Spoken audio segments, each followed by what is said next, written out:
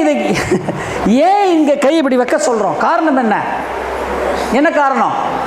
ரெண்டு கை எல்லாராலையும் கையை மேலே எடுத்துட்டு போய் ஒன்றா ஒட்ட வைக்க முடியாது. கொஞ்சம் பருமனாக இருக்கவங்க, கொஞ்சம் உடல் பருமனாக இருக்கிறவங்க என்ன பண்ணுவாங்க? அவங்க கையை மேலே எடுத்துகிட்டு போய் இப்படி கோபுரம் கட்டிப்பாங்க. சேர்க்க முடியாது. கை குண்டாக இருக்கும், ஃப்ரோஷன் ஷோல்டர் இருக்கும். அப்போ அங்கே விட்டதை என்ன பண்ணலாம்? அவங்க இங்கே பிடிக்கலாம். இங்கேயும் ட்ரெஸ் அட்ஜஸ்ட் பண்ணிட்டேப்பா நான். அடுத்தது எங்கே பிடிக்கலாம்? நம்ம முன்னாடி எடுத்து வரோம்ல, இங்கே கூட என்ன பண்ணுவோம் தெரியுமா? நம்ம மாமனார் மருமகன் சண்டை மாதிரி இங்கேயே நிறுத்திடுவோம் கையை. அதை தாண்டி போக மாட்டோம். நான் யார் சண்டைன்னு சொன்னப்போ அந்த வேறெல்லாம் நான் சொல்ல மாட்டேன். எங்கே என்ன பாப்பா, ரெண்டு கையை எடுத்துட்டு அது என்ன பண்ணணுமா? இணைக்கணும். பாருங்க, மகரிஷ் கடவுள் என்ன நம்ம சாதாரணமாக சொல்கிறோம் இல்லையா? கடவுள் ஒருத்தனுக்கு வாழ்க்கையில் அவன் முன்னுக்கு வரத்துக்கு எத்தனை முறை வாய்ப்பு கொடுப்பாருன்னு சொல்லுவாங்க? 3 முறை. அப்பா எப்படி சொல்கிறீங்க பாருங்க, 3 முறை. அப்போ ஒரே பயிற்சியை நமக்கு எத்தனை தடவை மகரிஷி வாய்ப்பு கொடுக்குறாரு? இங்கே ஒரு தடவை, இங்கே விட்டுட்டா இங்கே விட்டுட்டா இங்கே. நான் 3 பண்ண மாட்டேன்னா இங்கேயும் கோபுரம், இங்கேயும் ட்ரெஸ் அட்ஜஸ்ட் பண்ணிக்கிறேன், இங்கேயும் சண்டை, இப்படியே நிறுத்திட்டு இப்படியே வந்துடுறேன். என்ன ஆகும்? இப்போ கடவுள் கை விட்டுறாரா? கரெக்ட். விதி அதுதான் அவர் சொன்னது. நான் கொஞ்சம் அவர் என்ன சொன்னார்? கடவுள் கை விட்டுருவான்னு சொன்னார். நான் வேற மாதிரி சொல்கிறேன். விதி வலியதுன்னு அர்த்தம். விதி என்ன பண்ணோம்? அது வேலையை காமிச்சிட்டு போயிடும். புரியுதுங்களா? கீழே இறக்கினீங்கன்னா பக்கவாட்டில் கையை வச்சுக்கங்க, நம்மளை யாரும் பார்க்கல. புரியுதுங்களா? ரைட். அப்போ அந்த நிலையில் இருக்கும்பொழுது என்ன ஆகும்னு கேட்டிங்கன்னா, மேலே 4 கீழே 2 அந்த மாதிரி 3 செட்டு நம்ம பண்ணுறோம். இந்த 3 செட்டு பண்ணும் பொழுது இப்போ மேலே 4 மூச்சு விட்டோம் இல்லையா? அப்போ 4 மூச்சுக்கு 4 × 4 எவ்வளோ நேரம் ஆச்சு? 16. கீழே இருக்கணும்னு 2 மூச்சு விட 2 × 4 எவ்வளவு? 8. அப்போ ஒரு தடவை பண்ணுறதுக்கு எவ்வளோ செகண்ட் எடுத்துக்கிறோம்? நம்ம 24 வினாடிகள். இதை மாதிரி எத்தனை தடவை பண்ணுறோம்? நம்ம 3 செட்டு பண்ணுறோம். அப்போ 3 செட்டு பண்ணால் கைப்பயிற்சியினுடைய முதல் நிலை மட்டும் எவ்வளோ நேரம் பண்ணணும்? நம்ம 72 வினாடினா கிட்டத்தட்ட 1.25 நிமிஷம் பண்ணணும். எதை பண்ணணும்? நிலை 1. ஆனால் நம்ம எங்கே பண்ணுறோம்? அதுக்குள்ளே இந்த 1.25 நிமிஷத்தில் முட்டி சுற்றி கீழே உட்காந்து காலை தூக்கி சுற்ற ஆரம்பிச்சிடுவோம். நம்ம ஞாபகம் வச்சுக்கோங்க. அப்போ நிலை 1 மட்டும் இந்த நிலையில் பண்ணும் பொழுது என்ன ஆகும்? இப்போ உங்களுக்கு மனம் எப்போ இடகலை பிங்கலை ஆக்டிவேட் ஆகி சுழுமுனை வேலை செய்ய ஆரம்பிச்சிடுச்சோ உங்கள் மனசு ஆல்ஃபா நிலைக்கு போயிடும். ஆல்ஃபா நிலைக்கு போயிட்டு அது என்ன நிலை? அது தவம் செய்கின்ற நிலைக்கு உங்கள் மனசு வந்துவிடும். அப்போ தவம் செய்கிற நிலைக்கு உங்கள் மனசு வந்துடுச்சுன்னா அந்த முதல் நிலையிலேயே மனம் அமைதி நிலை, இருதயம் 72 துடிப்பு, 72 பல்ஸ் பர் மினிட் சீராக இருதயம் துடிக்க ஆரம்பிச்சிடும். மனம் அமைதி நிலைக்கு வந்துவிடும். அதுக்கு தான் அந்த கைகளை அங்கே எடுத்துகிட்டு போகிறோம். இதையும் மீறி நமக்கு பிரச்சனை இருக்குது அப்படின்னு சொன்னால் நம்ம என்ன பண்ணுறோம்? இப்படி திரும்புங்கய்யா. இந்த காது இருக்கு இல்லையா? இந்த காதுலேருந்து காதுனுடைய மேலிருந்து 3 விரல் இப்படி மேல் நோக்கி போனீங்கன்னா இந்த இடம் இருக்கு பாருங்க. இந்த இடத்துல பிள்ளைங்களாம் ஒரு கோடு மாதிரி போடுறாங்கல்ல, இப்போ ஹேர் கட்டில் ஒரு கோட் அடிக்கிறாங்களே அந்த இடம் போடுறாங்க. அந்த இடம், அந்த கோட்டில் நீங்களே இப்படி கை வைங்க பார்க்கலாம். இப்போ 2 சைட்லையும் நடுவு 3 விரல வைங்க. அந்த கோட்டில் 2 கையையும் வைக்கணும். வச்சுட்டு நேராக உட்காருங்க. காதுக்கு நேராக வச்சுட்டு இப்போ என்ன பண்ணணும்? உங்கள் தலையை மேலே தூக்குங்க. அப்படியே இந்த தலையை தூக்க வேண்டாம், கையால் அந்த விரலால் அந்த இடத்த தூக்குங்க. அப் அண்ட் டவுன் தூக்குங்க. மேல் மண்டை தனியாக தூக்கி இறங்கு பாருங்க. ஆமாம் இல்லை? இறங்குதா? இது என்ன தெரியுமா? அது நம்ம சண்டை போடும்போது என்ன சொல்கிறோம்? ஜாஸ்தி பேசினா உன் டாப்பை கட்டிடுவேன் சொல்கிறோமா இல்லையா? நம்ம டாப்பை நாமளே கட்டிக்கலாம். என்ன பண்ணலாம்? எப்பப்பெல்லாம் உங்களுக்கு கோபம் வருதோ, எப்பப்பெல்லாம் மன அழுத்தம் அதிகமாக இருக்கிறதோ அடுத்தவங்களை தயவுசெய்து திட்ட வேண்டாம். ஒரு கர்மாவை ஏற்றுக்காதீங்க. ஒரு இடத்துல போய் உட்காந்துட்டு கண்ணை மூடிட்டு இந்த இடத்த வச்சுக்கிட்டு அப் அண்ட் டவுன் ஒரு 10 முறை பண்ணிட்டு பக்கவாட்டில் 10 முறை தேய்ச்சி விட்டுருங்க. ஆல்ஃபா நிலைக்கு வந்துடுங்க. மன அழுத்தத்தை குறைக்கும், பிபியை கண்ட்ரோல் பண்ணுற பாயிண்ட் அதுதான். அதுக்கு பேர் சுண்ணாம்பு காலம்னு வருமால பேர். ஏன்? அதனால தான் மகரிஷி என்ன பண்ணாரு? கைகளை காதோடு ஒட்டியவாறுன்னு சொன்னார். பாருங்க, எதை வந்து அடிக்கிற பாருங்க, 4 மூச்சு நேரம் நம்ம இதை ஒட்டி வைப்போம். அப்போ அதை நீங்க அழுத்திக்கிட்டு மூச்சை இழுத்து விடும் பொழுது மென்டல் ஸ்ட்ரெஸ் என்ன ஆகும், போயிடும். பிபி என்ன ஆயிடும், நார்மலுக்கு வந்துடும். பாருங்க இப்ப பாருங்க கரெக்டா எங்க அடிச்சிருக்காரு பாருங்க, இந்த பாயிண்ட் தான் பாருங்க. புரியுதுங்களா? அப்போ உடற்பயிற்சி நம்ம எப்படி செய்யணும்? தயவுசெய்து யார் யார்கிட்டலாம் உடற்பயிற்சி புஸ்தகம் இல்லையே, இன்னைக்கு இங்கே உடற்பயிற்சி புஸ்தகத்தை இங்கே எல்லாரும் வாங்கிட்டு போங்க. ஒழுங்காக புஸ்தகத்தை வாங்கிக்கோங்க. புஸ்தகத்தில் இருக்கிறபடி தான் நம்ம இப்போ கிளாஸே எடுக்கிறோம் நம்ம. புரியுதுங்களா? ரைட். இப்போ இந்த நிலையில தான் இதை வந்து நம்ம வந்து இந்த பயிற்சியை நம்ம வந்து செய்திருக்கிறோம். இப்போ மன அழுத்தம் குறைகிறது, இருதயம் சீராகிறது, இடகலை பிங்களை சமன்பட்டு சுழிமுனை நாடி வேலை செய்கிறது, மனம் அமைதி நிலைக்கு வருகிறது, தவ நிலைக்கு வருகிறது. அப்போ இருதயம் சம்பந்தப்பட்ட பிரச்சனைகள், காற்று மண்டலம் சம்பந்தப்பட்டது, நுரையீரல் சம்பந்தப்பட்ட பிரச்சனைகள் இந்த பயிற்சியில் என்ன ஆகிடும், நமக்கு இந்த பயிற்சியில் நமக்கு தீர்ந்து போயிடும். ரைட். இப்போ கையை பக்கவாட்டில் நம்ம இப்படி வைக்கிறோம். இப்போ இதுல என்ன நடந்தது அதை பாருங்க. இப்போ என்ன நடந்தது இந்த பயிற்சி பண்ண உடனே? இப்போ என்ன நடந்தது, நமக்கு என்ன போட்டிருக்கிறாங்க, என்ன சொல்றாங்க? முதல் பயிற்சி செய்யறதால படிச்சிருக்கீங்களா? என்ன போட்டிருக்குங்க? உடல்ல காலில் இருக்க ரத்தம் தலைக்கும், தலையில் இருக்க ரத்தம் உடல் முழுவதும் ரத்த ஓட்டத்தை நம்ம சீர் செய்கிறோம்னு போட்டு கேள்விப்பட்டிருக்கீங்களா? சொல்லியிருக்காங்களா? ரத்த ஓட்டத்தை சீர் செய்கிறோம். இந்த முதல் பயிற்சி எதற்கு சமமான பயிற்சின்னு பார்த்தீங்கன்னா, சிரசாசனம் செய்வதற்கு சமமான பயிற்சி. சிரசாசனம் கேள்விப்பட்டிருக்கீங்களா? தலைக்கிழ யோகாசன பயிற்சிகள் செய்வாங்க, யோகம் பயிற்சி செய்வாங்க. சிரசாசனம் வந்து எல்லாரெல்லாம் முயற்சி பண்ணக்கூடாது. அதற்கு நிறைய டெக்னிக்ஸ் இருக்குது, அவங்க நிறைய ப்ராக்டிஸ் எடுத்துக்கிறாங்க. சிரசாசனம்னா என்ன? தலைக்கீழாக நிற்கிறது. நம்ம தலையை விட நம்ம தலையில் தான், மூளை பகுதியில் தான் 72,000 நரம்புகள், 72,000 நாடி. நரம்பு என்பது ரத்த ஓட்ட பாதை, அது மேலே நாடி காற்று ஓட்டமாக போதுன்னு பார்த்தோம். ஆரம்பித்து தலையிலேருந்து கால் வரைக்கும் அப்படியே வருது. வரும்போது என்ன ஆகும்னா, தலையில் மூளை பகுதியில் பார்த்திங்கன்னா ரொம்ப மெலிசான நரம்பு இருக்கிறதுலே ரொம்ப மெல்லிய நரம்பு மூளை நரம்புகள்லாம். நம்ம மயிர் கால்கள் இருக்குல்ல, அதை விட மெலிதான நரம்புகள் மூளை பகுதியில் இருக்குது. அப்படியே கீழே வர வர வர நரம்புகளுடைய டயாமீட்டர் பெருசாகும், விரிவடைஞ்சு வருது. நீங்கள் சடனாக தலைக்கீழாக கவுந்தீங்கன்னா என்னாகும், டயாமீட்டர் அதிகமாக இருக்கிற பாதை, ரத்த நரம்பு பாதையிலேருந்து குறுகிய பாதைக்கு ரத்தம் போகிறது என்னாகும், உங்களுக்கு ப்ரெஷர் அதிகமாக எடுக்கும் இல்லையா? எடுக்குது. அப்போ எடுக்கும்போது நீங்கள் தலை கீழே குனிஞ்சிங்கன்னா ப்ரெஷர் அதிகம் எடுத்து ரத்தம் போகுது. நிமிந்த உடனே திரும்ப ரத்தம் கீழே வந்து சுருங்குது. இப்படி விரிந்து விரிந்து சுருங்கும் போது நரம்புகளில் தளர்வு ஏற்படுதும், சித்த பிரமையெல்லாம் கூட பிடிச்சிருன்னு சொல்லுவாங்க. இல்லை கழுத்து நரம்புகள் ரொம்ப வேகமாக செஞ்சிங்கன்னா கழுத்து நரம்புகள் கூட உடைய வாய்ப்புகள் இருக்குது. ஆனால் இந்த சிரசாசனம் செய்வதற்கு சமமான பயிற்சியாக இதை மகரிஷி கொடுத்துருக்காங்க. இப்போ ஒரு யோசனை வரும், அப்போ சிரசாசனம் பண்ணுறவங்களுக்குலாம் இந்த மாதிரி பிரச்சனை வந்துருமானா? அப்படி இல்லை. அவங்க யோகா பயிற்சிகள் என்ன பண்ணுறாங்க, மூச்சு பயிற்சி, பிராணாயாம பயிற்சியை மேற்கொண்டு அவங்க நிற்கும்போது எப்படி நிற்பாங்கன்னா, அவங்களுக்கு அந்த டெக்னிக்ஸ் தெரியும். தலைக்கீழாக நிற்கும்போது நம்ம ட்ரிப்ஸ் எல்லாம் ஏற்றுனாங்கன்னா உடம்பு சரினா சலைன் வாட்டர் எப்படி ட்ராப்பாக இறங்குதுங்க, அந்த மாதிரி மூச்சு நல்லா டீப் பிரெத் பண்ணிவிட்டு தலைக்கீழ நின்றுட்டு நம்ம அந்த ரத்தம் காலில் இருக்கிற ரத்தத்தை மூளைக்கு ட்ராப்பாக இறக்குவாங்க, பொறுமையாக இருக்கிறாங்க. அப்போ அவங்களுக்கு அந்த பாதிப்புகள் இருக்கிறதுல முதல்ல அர்த்த சிரசாசனம் போயிட்டு அப்புறம் கால்களை தூக்குறது ஒரு போஸ்டர் வச்சு அவங்க செய்கிறாங்க. அதனால் அது இப்போ பெரிய விஷயம். இப்போ நம்ம பயிற்சியில் எப்படின்னா, இங்கே பாருங்கள், கைகளை மேலே தூக்குறாரு. தூக்கி இப்போ பாருங்கள், இந்த கைகளில் பாதி தலைப்பகுதி வந்துருச்சா? இப்போ ஒன்று வேணால் இதை ஒரு கண்ணாடி டியூப் மாதிரி கற்பனை பண்ணிக்கோங்க. இந்த இடத்த ஒரு டியூப்பு மாதிரி கற்பனை பண்ணிங்க, ஒரு காலியான கண்ணாடி டியூப்பு.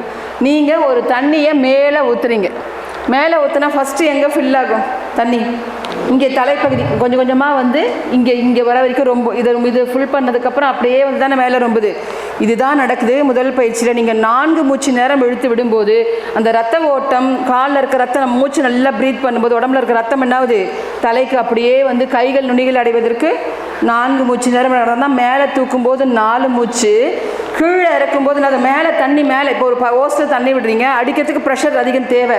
ஆனால் கீழே இறங்குறது புவியீர்ப்பு சக்தினால டக்குன்னு இறங்கிடும். அதனால தான் மேலே 4 மூச்சு, கீழே 2 மூச்சு நம்ம விடுறோம். அப்போ காலில் இருக்க ரத்தம் தலைக்கும், தலையில் இருக்க ரத்தம் காலுக்கும் நல்லா பரவ விடும்போது என்ன நடக்குதுன்னா, எங்கே ரத்த ஓட்டத்தில் தடை இருந்தாலும் அது சரியாயிடும். இப்போ நம்ம வீட்டில் ஜிங்க் இருக்குது, அதை அடைச்சிக்கிச்சு நம்ம என்ன பண்ணுவோம், ஒரு குச்சி வச்சு குத்துறோம் இல்லையா? அதை மாதிரி தான் நல்ல மூச்சு 4 மூச்சு டெப்த்தாக எடுத்துகிட்டு நம்ம ஆழ்ந்த மூச்சு எடுத்துகிட்டு கைகள் 2 மூச்சு விடும்போது எங்கெல்லாம் ரத்த ஓட்டத்தை தடை இருக்கோ அதில் முதல் பயிற்சி நம்ம என்ன பண்ணுறோம், ரத்த ஓட்ட தடையை சீர் செய்யறது. சரிங்களா? இப்போ அடுத்த பயிற்சிக்கு போகலாம். ரைட். இப்போ இரண்டாவது பயிற்சி, கைகள் பக்கவாட்டில் வச்சோம் இல்லையா, மூச்சை நல்லா இழுத்து வச்சுக்கிட்டோம். வேக வேகமாக பண்ணக்கூடாது. நான் ஏற்கனவே ரித்தம் ஒன்று சொல்லி கொடுத்தேன். குறைஞ்சபட்சம் மூச்சை இழுத்து வச்சுக்கிட்டு மூச்சை விடுவதற்கு 5 வினாடிகளும் மூச்சை இழுப்பதற்கு 5 வினாடிகளும் எடுத்திங்கன்னா ரொம்ப உத்தமம் உங்களுக்கு. இல்லை உங்களால் எவ்வளோ முடியுமோ அவ்வளோ இழுத்து விடுங்க. நல்லா இந்த பொசிஷனில் வச்சு மூச்சை நல்லா இழுத்து வச்சுக்கணும். பிரீத் நல்லா சேர்த்து வைக்கிறார் பாருங்க. பிரீத் இன், அவ்வளோதான். இந்த ரித்தத்தில் தான் நம்ம எத்தனை முறை பண்ணோம்? அது 5 முறை இந்த பயிற்சி பண்ணோம். இப்போ இந்த பயிற்சி பண்ணும்பொழுது என்ன நடந்தது அப்படின்னு பார்த்தீங்கன்னா, இங்கே பாருங்கள். நீங்கள் மூச்சை இழுக்கிறீங்களா? உள்ள என்ன மூச்சை எடுத்தீங்க? என்ன எடுத்தீங்க? உள்ள ஆக்சிஜன் மட்டும்தான் எடுத்தீங்களா? இங்கே பாருங்க, ஆக்சிஜன் மட்டும் நம்ம எடுக்கல. பாருங்க, இந்த வளிமண்டலத்தில் பார்த்தீங்கன்னா வாயுக்கள் அதிகமாக இருக்கிறது. இது ஓப்பன் பிளேஸ் ஃபார் வளிமண்டலம். இப்போ நம்ம ஒரு தடவை மூச்சை உள்ள இழுங்க, மூச்சை விட்டுருங்க, மூச்சை ஒரு தடவை உள்ள இழுங்க, மூச்சை விட்டுருங்க. இப்போ நம்ம உள்ள இழுத்திங்க பாருங்க. உள்ள இழுத்தது இதுதான். 78.5% நைட்ரஜன் இப்போ உள்ளே போனது. யாருக்கெல்லாம்? 2 செகண்ட் இழுக்கிறவங்களுக்கெல்லாம். 1 செகண்ட்லேயே இழுத்து விட்டுட்டிங்கன்னா கிடையாது. அவங்களுக்கெல்லாம் 2 செகண்ட் இழுத்து விடுறவங்களுக்கு nitrogen 78.5%, oxygen 21%, carbon dioxide 0.04%. மந்த வாயுக்கள் கார்பன், கிரிஃபின், ஹீலியம், நியான் இதெல்லாம் மந்த வாயுக்கள். இந்த மந்த வாயுக்கள் 0.46%. நம்ம ஒரு தடவை மூச்சை உள்ளே இழுத்தோம்னா 100% இது தான் உள்ளே போகுது. இப்போ உள்ளே போய் அது வாயு பரிமாற்றம் ஆக்சீகரணம் செய்து திருப்பி என்ன பண்ணுது? மூச்சை வெளியில் விடும் பொழுது உள்ளே போன நைட்ரஜன் அப்படியே வெளியில் வந்துடும். உள்ளே போன மந்த வாயுக்கள் அப்படியே வந்துடும். இந்த உள்ள போன 0.04 வெளியில் வரும்பொழுது 4.46 வரும். இது என்ன ஆகும்? ஆட்டோமேட்டிக்காக அப்படியே 16.5 to 17க்கு குறைஞ்சிடும் ஆக்சிஜன். அப்போ உள்ள மூச்சை நல்லா இழுத்து ஆக்சீகரணம் பண்ண உடனே உள்ள இருக்கிற நச்சுக்களை என்ன பண்ணும்? விஷத்தை வெளியில் எடுத்துட்டு வந்துடும். அதுக்குத்தான் இந்த இப்போ 2வது பயிற்சி நாம் இப்போ செய்தோம். அப்போ இந்த பயிற்சி நம்ம செய்யும் பொழுது நல்லா மெதுவாக மூச்சை இழுத்து வச்சுக்கிட்டு மெதுவாக மூச்சை விட்டுக்கிட்டே போகணும். திருப்பி என்ன பண்ணணுங்க? இந்த உள்ளங்கை வெள்ளை வர்மம் தட்சிணை காலத்தை என்ன பண்ணணும்? ரொம்ப அழுத்த வேண்டாம். 2 கை நீங்கள் டச் பண்ணிட்டா போகிறோம். அதுவே தானாகவே அது வேலையை பார்த்துரும். அது திருப்பி கைகளை பக்கவாட்டில் அப்படி மெதுவாக நீங்கள் இப்போ எடுத்துகிட்டு போகும்பொழுது இப்போ என்ன நடந்தது அப்படின்னு கேட்டிங்கன்னா, நுரையீரல் 100% என்ன பண்ணுது? இந்த வளிமண்டல வாயு உள்ளே போன உடனே அதுக்கு பேர் மாறி போயிடும். வெளியில் இருக்கிற வரைக்கும் தான் வளிமண்டல வாயு. உள்ளே போன உடனே அதுக்கு பேர் என்னது? பிராணன். இப்போ பிராணன் என்ன பண்ணுது? இப்போ பிராணனை சக்தியாக மாற்றுது. சக்தியாக மாற்றுது. இப்போ நுரையீரல் இந்த காற்றை உள்ளே வாங்கின உடனே ஏர் டிரான்ஸ்மிஷன் ஆக்சீகரணம் செய்து என்ன பண்ணுது? இப்போ அசுத்த இரத்தத்தை நல்ல இரத்தமாக மாற்றி இந்த தமனிகள் இருதயத்தை கொடுத்து தமனிகள் வழியாக உடல் முழுக்க அது பரவுது. அப்போது இருதயத்துக்கு 100% சுத்தமான ரத்தம் கிடைக்கணும்னா எது ஒழுங்காக வேலை செய்யணும்? நுரையீரல் ஒழுங்காக வேலை செய்யணும். அப்போ 2வது பயிற்சி என்னது? இதுதான். முதல் பயிற்சியில் என்ன சொன்னோம்? கடைசியாக நம்ம உடல் முழுக்க ரத்த ஓட்டத்தை சீரமைக்கிறோம். அந்த ரத்த ஓட்டத்தில் எந்தெந்த பாதைகளில் பிரச்சனை இருக்கோ அதை என்ன பண்ணுறோம்? சரிப்படுத்துகிறோம். இப்போது அந்த பாதையை சரிப்படுத்தியாச்சு, ரத்த ஓட்டத்தை சீரமைச்சாச்சு. அடுத்த 24 மணி நேரமும் ரத்தம் ஃப்ளோ என்ன பண்ணணும்? சரியான முறையில் கிடைக்கணும். இப்போ இன்றைக்கி பண்ணது இந்த 5 தடவை பண்ணது இது எவ்வளோ நேரம் தாங்கும்? அது 24 மணி நேரம் தான் தாங்கும். திருப்பி நாளைக்கு என்ன பண்ணணும்? இதே பயிற்சி நம்ம செய்யணும். திருப்பி நாளைக்கு செய்தால் அடுத்த 24 மணி நேரம் தாங்கும். அப்படி தான் பண்ணணும். இப்போது இது என்ன ஆச்சு இப்போ அப்படின்னு கேட்டிங்கன்னா, 100% சுத்தமான ரத்தம் போன உடனே நம்ம முதல்ல ஒன்று பார்த்தோம் இல்லையா? மர்ம போர்டில் என்ன பார்த்தோம்? திரிதோஷங்கள்னு பார்த்தோமே. அதில் என்ன பார்த்தோம்? நம்ம வாதம், பித்தம், கபம். அது 3 தான் நமக்கு நோய் வரும்னு நம்ம வந்து பார்த்தோம். இப்போ என்ன ஆகும்? அப்போ நோய் எப்போ வரும்? உடல் உறுப்புகளில் பிரச்சனை வந்ததுன்னா நோய் நமக்கு வந்துடும் பார்த்தோம். இப்போ இந்த பயிற்சி இப்போ என்ன பண்ணோம் அப்படின்னு கேட்டிங்கன்னா, இப்போ நுரையீரல் சீராக இயங்கி ரத்தத்தை கொடுக்குது இருதயத்துக்கு. இப்போது நாம் வந்து உணர்ச்சி வசப்பட்ட நிலையில் இருக்கோம்னு வச்சுங்களேன். உணர்ச்சி வசப்பட்ட நிலையில்னா என்ன நிலை? அது கோபமாக இருக்கும் இருக்கா இல்லையா? அப்போ அப்படி கோபமாக இருக்கும் பொழுது நம்ம வந்து உணர்ச்சி வசப்பட்ட நிலையில் இருக்கும் பொழுது இருதயம் என்ன பண்ணும்? இங்கே இருக்கிற செல்கள் நுரையீரலுக்கு ஒரு மெசேஜை கொடுக்கும். நான் ரொம்ப கண்ட்ரோல் பண்ணி பார்க்குறேன்பா, இந்த ஆள் கொஞ்சம் கூட சரியில்லை, ரொம்ப கோவப்படுறாரு. ஐயா உங்களும் இல்லையா? உங்களும் இல்லை. இந்த ஆள் ரொம்ப கோவப்படுறாரு, அதனால் என்ன பண்ணுங்க, எனக்கு வந்து நீங்கள் வந்து ரத்தத்தை வந்து சீக்கிரமாக கொடுங்க அப்படின்னு வந்து இருதயம் நுரையீரலுக்கு ஒரு மெசேஜ் அனுப்பும். அந்த செல்கள் அந்த மெசேஜ் அனுப்பிச்ச உடனே இது என்ன பண்ணுன்னு கேட்டிங்கன்னா, நான் அந்த மாதிரி செய்ய முடியாது, எனக்கு கடவுள் கொடுத்துருக்கிற வேலை 0.8 வினாடியில் தான் நான் ஆக்சீகரணம் செய்யணும். எவ்வளோ நேரம்? 0.8 செகண்ட்ஸ். அது 0.8 செகண்ட்ஸ் அது ஆக்சீகரணம் பண்ணி எங்கள் ரத்தத்தை கொடுத்தாதான் இருதயம் வந்து 60 வினாடிக்கு 72 தடவை துடிக்கும். இதுதான் இதுக்கு உள்ள கணக்கு. அந்த 72 தடவை துடிக்கிறதுக்கு கணக்கு என்ன? 0.8 வினாடி. உனக்கு 0.8 வினாடி வேணும். நீ லேப்டாப் பண்ணுறதுக்குள்ள நான் என்ன பண்ண? உனக்கு ரத்தத்தை நான் கொடுக்கணும். என் வேலை அதுதான். இதை தாண்டி நான் செய்ய முடியாதுன்னு சொல்லும். இது என்ன சொல்லணும்னா, நீ செய்யலைன்னா எனக்கு ஒன்றும் இல்லைப்பா, நான் என் வேலையை நிப்பாட்டிக்கிறேன் அப்படின்னு அது சொல்லிடும். யாரு? இருதயம். உடனே இது என்ன பண்ணும்? முதலாளி நம்மளை என்ன திட்ட போறாருப்பான்னு சொல்லிட்டு பயந்துக்கிட்டு இது 0.8 வினாடி பண்ணுற ஆக்சீகரணத்தை 0.7 வினாடியில் பண்ணி ரத்தத்தை கொடுத்துரும். தன்னுடைய ப்ரொடக்ஷன் டைம் என்ன பண்ணுது? அது 0.1 வினாடி குறைச்சிடும். அப்போ குறைச்சிடுச்சுன்னா இப்போ என்ன ஆகும்னு கேட்டிங்கன்னா, 0.8 வினாடியில் போகிற ரத்தம் 100% சுத்தமான ரத்தம். 0.7 வினாடியில் போயிடுச்சுன்னா 80% சுத்தமான ரத்தம், 20% அசுத்தம், கண்டாமினேட்டட் பிளட்டு உள்ளே போயிடும். அப்போ 20% கண்டாமினேட்டட் பிளட்டு உடம்பு முழுக்க போகும் பொழுது எல்லா உறுப்புலையும் போய் என்ன பண்ணுது? பாதிப்பை ஏற்படுத்திவிடும். அப்போ தான் என்ன பண்ணோம்? வாதம் சார்ந்தது, பித்தம் சார்ந்தது, கபம் சார்ந்த பிரச்சனை நமக்கு உடல் உறுப்புகள் நமக்கு ஒவ்வொன்றாக நமக்கு பாதிக்கப்படுகிறது. இன்னும் உணர்ச்சி வசப்படுறாரு, அப்பவும் திருந்தலை, இன்னும் உணர்ச்சி வசப்பட்டா இதே மெசேஜ் இருதயம் அனுப்பும். நுரையீரல் 0.6 வினாடியில் ரத்தத்தை கொடுத்துரும். அப்போ 40% அசுத்த ரத்தம், 60% சுத்த ரத்தம் வரும். அதுக்கும் மேலேயும் அவர் பண்ணார்னா, நீ பண்ணலன்னா போன்னு சொல்லி நான் கடையை மூடிட்டு போகிறேன்னு இவர் என்ன பண்ணுவார்? கடையை மூடுறது முன்னாடி ஒரு கற்பூரம் காமிச்சிட்டு மூடிட்டு இவர் கிளம்பி போயிட்டே இருப்பார். யார்? நுரையீரல் முடிச்சிடும், அது வேலையை முடிச்சிடும். நுரையீரல் வேலையை பண்ணாது. அப்போ பண்ணலன்னா இவர் தானாக அடங்க வேண்டியது தான் அந்த இடம். எனவே இந்த 2ஆம் நிலை பயிற்சி என்ன பண்ணணுமோ, 100% சுத்தமான இரத்தத்தை உடல் உள்ளுறுப்புகளுக்கு அனுப்புவதற்கு உண்டான வேலையை எது செய்கிறது? இந்த 2ஆம் நிலை செய்கிறது. சரிங்களா? இப்போ நம்ம நிலை 1ல் வந்து நம்ம வந்து இரத்த ஓட்டத்தை சீரமைச்சிட்டோம். நிலை 2ல் நம்ம என்ன பண்ணோம்? காற்று ஓட்டத்தை சீரமைச்சு ஆக்சீகரணம் சரியான முறையில் பண்ணி சுத்தமான இரத்தத்தை இருதயத்துக்கு கொடுத்து உடல் முழுக்க பரப்புவதற்குண்டான வேலையை செய்துட்டோம். இப்படி செய்துட்டா எது நல்லா இருக்கும்? எது நல்லா இருக்கும்?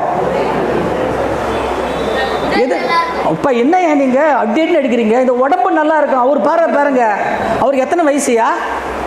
10 வயசு. டக்கு டக்குன்னு ஆன்சர் பண்ணுறாரு. எது நல்லா இருக்கும்? உடல் நல்லா இருக்கும். கரெக்டாக சொன்னார் பாருங்க.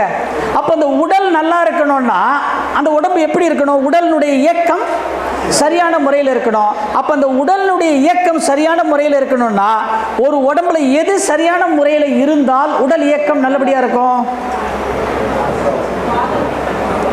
உடம்புல இருக்கிற ஜாயின்ஸ். எது?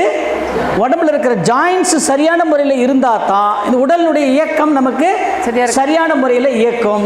இப்போ அந்த உடல்ல இருக்கிற அந்த ஜாயின்ஸுக்கான பயிற்சி தான் நிலை 3, 4, 5. மகரிஷி எப்படி எடுத்துட்டு வர்றாரு பாருங்க மகரிஷி. சரிங்களா? இப்போ இப்போ இந்த நிலை 3, 4, 5. இப்போ இந்த உடம்பை வந்து எப்படி படைத்தான் இறைவன் அப்படின்னு விஞ்ஞானம் ஆராய்ச்சி செய்கிறது.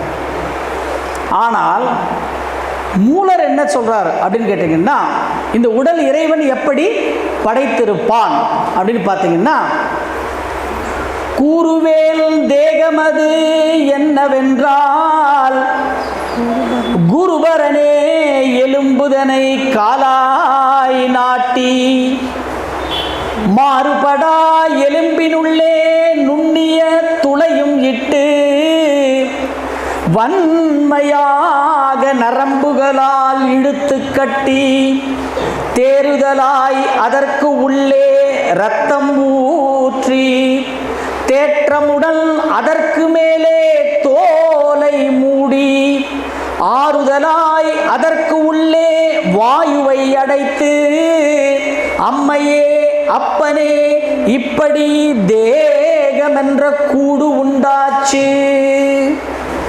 இப்படிதான் சொல்றாங்க சித்தர்கள். கூறுவேன் தேகமது என்னவென்றால் குருபரன்னா இறைவன். இந்த இறைவன் தான் இந்த உடம்பை இப்படி படைத்தான் அப்படின்னு சொல்றான். ஆனால் இந்த இறைவன் இப்படி இந்த உடம்பை படைத்தான்னு சொல்றமே, இதே திருமூலர் முதல்ல ஒரு பாட்டில் என்ன சொல்றாரு அப்படின்னு கேட்டீங்கன்னா, சந்தி எனத்தக்க ஆமரை வான்மறை சந்தமதில் ஈசன் அருள் நமக்கே என்று நந்தியை நாளும் வணங்கப்படும் அவர் புந்தியின் உள்ளே புகுந்து நின்றானே அப்படிங்கிறார். அப்போ என்ன வேணுமா நமக்கு வாழ்க்கையில்? ஈசன் அருள் நமக்கு வேணும். ஈசன் அருள் வேணும்னா யாரை வணங்கணுமா? முதல்ல நந்தியை வணங்கணும் அப்படின்னு அவர் சொல்றாரு. இப்போ சிவன் கோயிலுக்கு போனால் நம்ம முதல்ல யாரை வணங்குவோம்? நந்தி தானே வணங்குறோம். நந்தியை வணங்கி நந்திக்கிட்ட என்ன சொல்கிறோம்? நம்ம காதுகிட்ட போய் என்ன சொல்கிறோம்? நம்ம தங்கம் வந்து ஒரு 1000 ரூபாய் குறையணும் ஒரு சவரனுக்கு, அப்படியே சொல்கிறோம். நம்மளுடைய கோரிக்கைகளை என்ன பண்ணுறோம்? நம்ம நந்திக்கிட்ட சொல்கிறோம். ஏன் நந்திக்கிட்ட சொல்கிறோம்? அவர் என்ன பண்ணுவார்? சிவன்கிட்ட போய் சொல்லிவிடுவார். அப்படி தானே? அதுதான் அவர் சொல்கிறாரு. ஈசன் அருள் வேணும்னா யாரை வணங்கணுமா? நம்ம நந்தியை வணங்கணும் அப்படின்னு சொல்கிறார் இல்லையா? ஆனால் அந்த பாட்டினுடைய பொருள் அது இல்லை. சந்தி எனத்தக்க ஆமரை அப்படின்னா, சந்தினா நம்ம உடம்புல இருக்கிற ஜாயின்ஸ். ஆமரை அப்படின்னு சொன்னா, ஆ என்றால் உயிர், மறை என்றால் இன்விசிபிள். உயிர் எப்படி இருக்கு நம்ம உடம்புல? மறைந்திருக்கிறது. வான்மறை சந்தமதில், வான்மறைன்னா யாரு? அங்க யார் இருக்கு? இறைவன். சந்தம் அப்படின்னு சொன்னா என்ன அர்த்தம்? ரிலேஷன்ஷிப், உறவு. நமக்கு இறைவனுக்கு என்ன உறவு? நமக்கு இறைவனுக்கு என்ன உறவுங்க? அதுவே இதுவாக இருக்கிறது, இதுவே அதுவாக இருக்கிறது. அதான். அப்போ அதுவே இதுவாக இருக்கிறது, இதுவே அதுவாக இருக்கிறது தெரிஞ்சுக்கணும்னா என்ன சொல்றாரு அடுத்த லைனு? ஈசன் அருள் நமக்கே என்று. அப்போ ரெண்டும் ஒன்றுன்னு தெரிஞ்சுக்கணும்னா யாருடைய அருள் வேணுமா நமக்கு? ஈசன் அருள்னா, ஈசன்னா யாரு? இல்லை, ஈசன்னா சிவன் இல்லை. இங்கே ஈசன்னா யாருன்னு கேட்டீங்கன்னா, ஈ என்றால் சிவப்பு, சன் என்றால் நீர். நம்ம உடம்புல சிவப்பாக இருக்கிற நீர் எது? ரத்தம். அவ்வளோதான். அப்போ எந்த ரத்த ஓட்டம் சீராக இருக்கணும். அதுதான் நம்ம உடம்புல என்ன, அது பேர் என்ன? திருமூலர் என்ன சொல்றாரு? அதுதான் ஈசன், அதுதான் சிவன் அப்படின்னு சொல்றாரு. அப்போ ரத்த ஓட்டம் சீராக இருந்தால் யாருடைய அருள் நமக்கு இருக்கு? ஈசனுடைய அருள் நமக்கு இருக்கு. ஆனா அங்க கோவில் வாசல்ல யார் இருக்கு? ஈசனுக்கு முன்னாடி நந்தி இருக்கு. அப்ப நம்ம குடும்பம் என்ன சொல்றாரு? நீ ஈசன் அருள் வேணும்னா யாரை வணங்கணும்ன்றாரு? நந்தியை நாளும் வணங்கணும்ன்றாரு. இப்ப நந்தின்றது யாரு நம்ம உடம்புல படுத்துது? அந்த நந்தி என்பதுதான் இப்ப 2வது பாட்டில் சொன்னது. கூறுவேன் தேகமது என்னவென்றால் குருபரன் இறைவன் எலும்புதனை காலாய் நாட்டி. அப்ப நந்தி யாரு? எலும்புதான் நந்தி. ஒன்றும் இல்லைங்க, இந்த உடம்பு இருக்குல்ல, இந்த உள்ளுக்குள்ள இருக்கிற எலும்பு கூட அப்படி வெளில எடுத்து வச்சுருங்க. இப்போ இவர் என்ன பண்ணுவார்? இவர் இப்போ அப்படிதான் அப்படியே மடங்கி மடங்கி இந்த பேக் மாதிரி சுருட்டி இப்படி வச்சுட்டு போக வேண்டியது தான். வெறும் தோல் பை தானே. அதுக்கப்புறம் எலும்பு தானே நம்மளோட எலும்பும் காற்றும் தான். காயமே இது பொய்யடா, அவ்வளோ. இது பொய். காற்று போயிடுச்சுன்னா என்ன ஆயிடுச்சு? அவ்வளோதான். அப்போ இந்த எலும்புதனை காலாய் நாட்டி, முதல்ல எலும்பு கூட தான் இறைவன் படைத்தான்னு சொல்றார் அவர் பாட்டில். அதை படைச்சிட்டு டிசைன் எங்கன்னா மாறிடுச்சுன்னா என்ன பண்ணுறது? கை இருக்கிற இடத்துல கால் வந்துடுச்சுன்னா டக்குன்னு அடுத்த டிசைன் பண்ணும் பொழுது உடனே என்ன பண்ணாரா? இது மாறாமல் இருக்கணும்னு மாறுபடா எலும்பினுள்ளே நுண்ணியன்னு என்ன அர்த்தம்? ரொம்ப கண்ணுக்கு தெரியாத ஓட்டைகள், நுண்ணிய துளையும் இட்டு. எவ்வளோ துளையிட்டாரா? 72,000 துளைகள். அதுதான் என்ன சொல்கிறோம்? அதில் என்ன பண்ணார்? துளை போட்டு வன்மையாக நல்ல டைட்டாக நரம்புகளால் இழுத்து கட்டி. இப்போ இழுத்து கட்டியாச்சு. இப்போ இழுத்து கட்டணுன்னா இப்போ இந்த எலும்பு கூடுக்கு என்ன மாற்றம் வருமா? இப்போ எதுவுமே மாறாது. அப்புறம் என்ன பண்ணார்? இறைவனுக்கு ஒரு திருப்தி இல்லை. அதுக்கு மேலே ஒரு தோலை மூடினார். அப்போ அவருக்கு திருப்தி இல்லை. அதுக்கப்புறம் உள்ளுக்குள்ளே கொஞ்சம் ரத்தத்தை அமிச்சார். அப்போ ஒரு திருப்தி இல்லை. கடைசியாக என்ன பண்ணாரா?